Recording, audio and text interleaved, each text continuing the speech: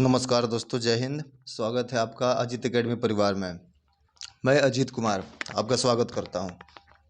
फिर से एक बार आज आए हैं हम लोग बिहार पुलिस का पेपर जो 28 तारीख को हुआ था उसका एनालिसिस लेकर।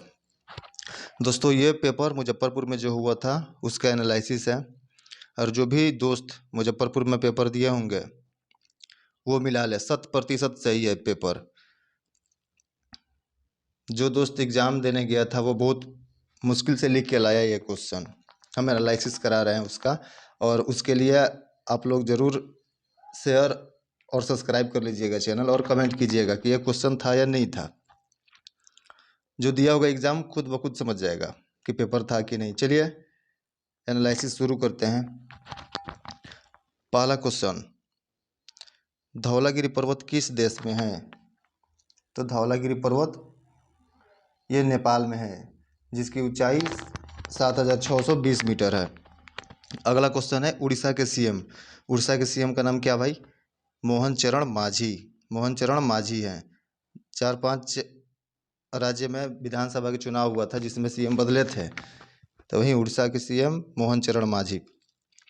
हाली सीएम नरीमन, जिनका फिलहाल देहांत हो गया था फरवरी के आसपास, यह भारतीय न्यायविद थे। यह जज रह चुके हैं भारत के, और कई सारे राष्ट्रीय पुरस्कार भी इनके नाम है। कनाडा के सहयोग से बना परमाणु रिएक्टर। कनाडा के सहयोग से बना परमाणु रिएक्टर साइरस है, जो 2010 में मुंबई में स्थापित हुआ। 1960 में इसका संशोधन किया गया था कि 1960 से अभी तक चल रहा था मामला, जो 2010 में क्लियर हुआ। लोकटक झील कहाँ है? लोकटक झील मणिपुर में है। लोकटक झील मणिपुर में है।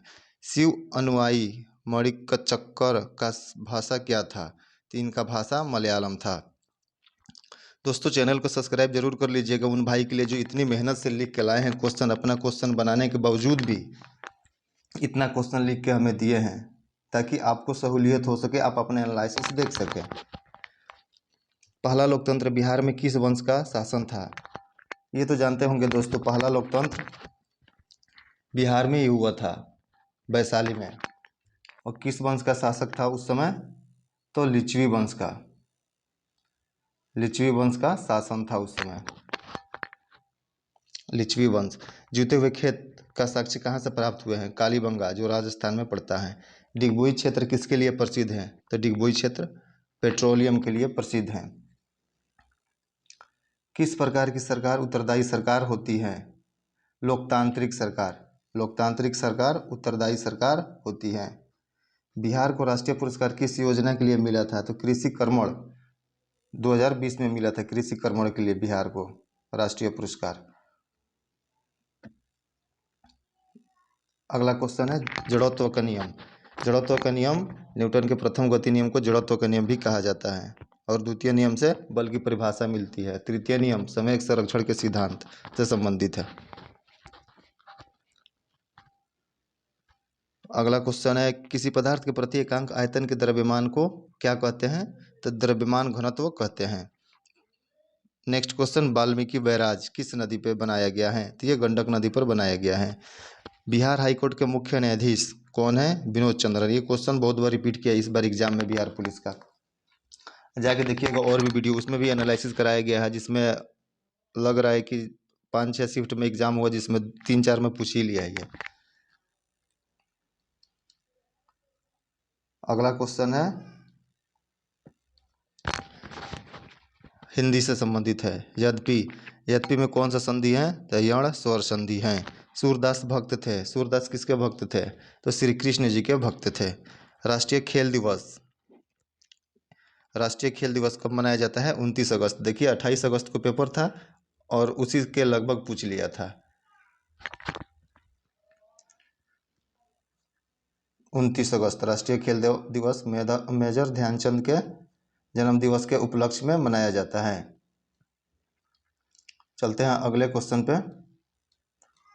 अगला क्वेश्चन है अगले पीडीएफ में।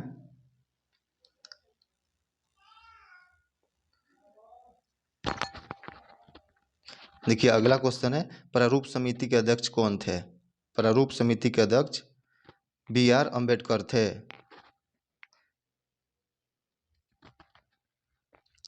नेक्स्ट क्वेश्चन पूछा था।